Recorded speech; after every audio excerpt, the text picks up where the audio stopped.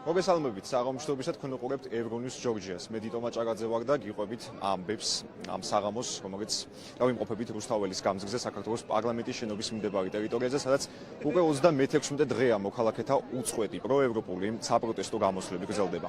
დღესასწაულების მიუხედავად, მოქალაქეები კვლავ იკრიბებიან ქალაქის ცენტრალურ გამზირზე, მათ აქვთ უკვე გადაკეტილი რუსთაველის გამზირი, შეგვიძლია ახლა ეს კადრი ვნახოთ პირდაპირ ეთერში. ბედობა, დავიბედოთ ერთმანეთი. ასეთია დღევანდელი საპროტესტო აქციის მთავარი გზავნილი. ბედობის დღესასწაულის აღნიშვნა მოქალაქეებმა საახალწლო ღამის მსგავსად ერთად გადაწყვიტეს და მათ ახლა გადაკეტილი აქვთ სამანქანო მოძრაობა ჭანტურიას ქუჩის კვეთიდან თავისუფლების მოედნამდე არსებულ საგზაო მონაკვეთში. კვლავ საქართველოს და ევროკავშირის დროშებით, კვლავ უამრავი მოქალაქე იკრიბება ქალაქის ცენტრალურ გამზირზე, რათა გააპროტესტოს ქვეყანაში შექმნილი პოლიტიკური ვითარება და უცვლელი მოთხოვნებით იკრიბება აქ მოსახლეობა.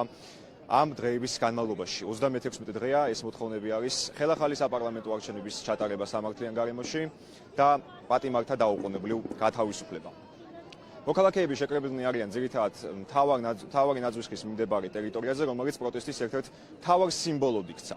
საპროტესტო ბანერები, ასევე მთავარი გზავნილები, დაშავებულთა ფოტოსურათები არის მიტანილი საახალწლო ნაძვისხესთან და ამ ფორმითაც მოქალაქეები ცდილობენ, რომ გამოხატონ თავიანთი პროტესტი და გააჟღერონ თავიანთი გზავნილი არა მარტო ქართული ოცნებისადმი, არამედ მთელი ცივილიზებული სამყაროსთვის, რომ ისინი არ აპირებენ დანებებას და აპირებენ ბრძოლას ქვეყნის ევროპული მომავლისთვის.